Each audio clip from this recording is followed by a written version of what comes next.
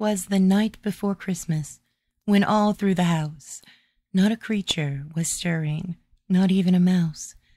The stockings were hung by the chimney with care, in hopes that Saint Nicholas soon would be there. The children were nestled all snug in their beds, while visions of sugar plums danced in their heads. And Mamma, in her kerchief, and I in my cap, had just settled down our brains for a long winter's nap, when out on the lawn there arose such a clatter. I sprang from the bed to see what was the matter. Away to the window I flew like a flash, tore open the shutters and threw up the sash. The moon on the breast of the new-fallen snow gave the lustre of midday to objects below, when what to my wondering eyes should appear but a miniature sleigh and a tiny reindeer, with a little old driver so lively and quick, I knew in a moment it must be Saint Nick. More rapid than eagles, his coursers they came, and he whistled and shouted and called them by name.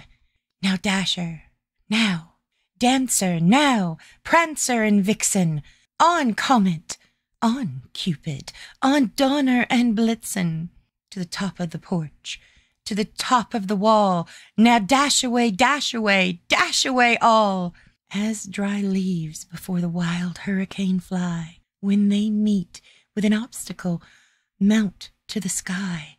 So up to the housetop the coursers they flew, with the sleigh full of toys, and Saint Nicholas too.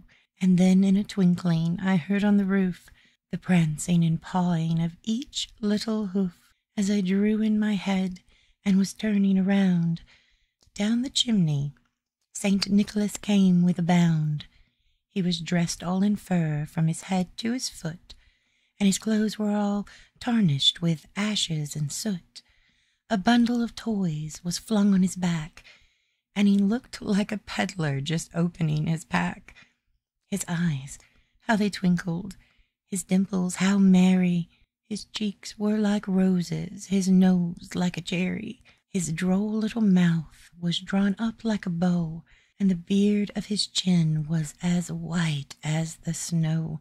The stump of a pipe he held tight in his teeth, and the smoke it encircled his head like a wreath. He had a broad face and a little round belly that shook when he laughed like a bowl full of jelly. He was chubby and plump, a right jolly old elf, and I laughed when I saw him in spite of myself. A wink of his eye and a twist of his head soon gave me to know I had nothing to dread. He spoke not a word, but went straight to his work, and filled all the stockings, then turned with a jerk, and laying his finger aside of his nose, and giving a nod, up the chimney he rose.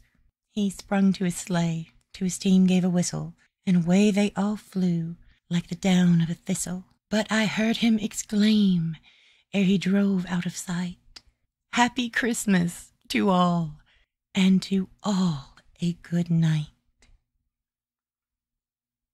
Happy holidays, my darlings.